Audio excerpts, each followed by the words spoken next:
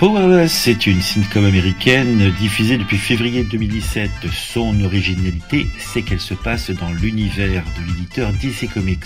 Le titre de la série pourrait se traduire par impuissant ou désarmé, ce qui correspond exactement à la situation des habitants de Charm City où se passe l'aventure. Au casting, on retrouve la sympathique et charmante Vanessa Hudgens, que l'on connaît principalement pour la série de films High School Musical, Sucker Punch, dernièrement Spring Breakers. Également présent Danny Pudi, qu'on l'on connaît, moi personnellement en tout cas, par la série Community, et Alan Tudyk que l'on connaît pour ses nombreux films et quelques séries. L'originalité de cette série, c'est qu'elle se concentre sur les gens sans pouvoir dans un univers où il y a partout des super-héros qui se combattent et provoquent un maximum de dégâts. Quand le premier épisode commence, on se retrouve dans la charmante ville de Charm City et de son monde qui est bien trop peuplé de super-héros.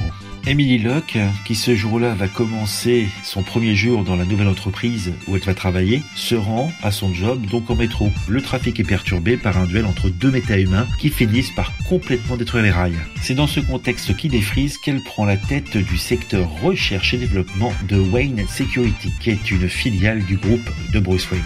Celle-ci cherche à protéger les citoyens à l'aide de gadgets innovants. Mais la pauvre Emily Locke, entourée d'une équipe de bras cassés et d'un patron omnibulé par son cousin milliardaire, Bruce Wayne, se rend vite compte que la tâche va être bien plus dure que prévu. Le concept de cette série semble tout à fait original et le format court de sitcom s'y prête plutôt pas mal. Dans cette série, on trouvera pas deux mecs bodybuildés en collant moulant, on se concentre vraiment sur la comédie et les citoyens lambda. On est cependant dans l'univers de DC Comics et il y a de façon récurrente des références aux super-héros de la franchise.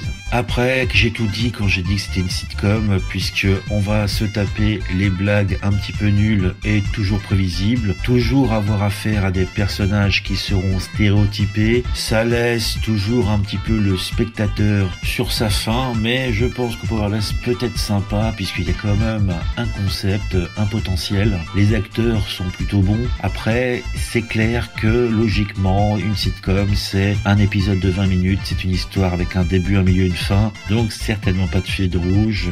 La seule chose qu'on aura, c'est éventuellement des amourettes entre les personnages, et puis ça n'ira pas beaucoup plus loin. Il ne vous reste plus qu'à tester cette série. Moi, je la suis en pointillé, je la trouve pas décevante, j'en attends rien, c'est agréable. J'aime bien les acteurs, donc ça me fait plaisir de les retrouver. Même si les répliques n'ont aucune saveur et qu'on se retrouve avec une super comédie de bureau, terriblement fade et presque ringarde, pour tout dire. La présentation critique de la série télévisée Powerless est maintenant finie. Si vous avez apprécié ces vidéos, vous pouvez mettre un j'aime, vous pouvez la partager sur les réseaux sociaux, vous pouvez également me suivre sur Twitter et Facebook. Je vous dis à bientôt pour une nouvelle présentation du Sérivore.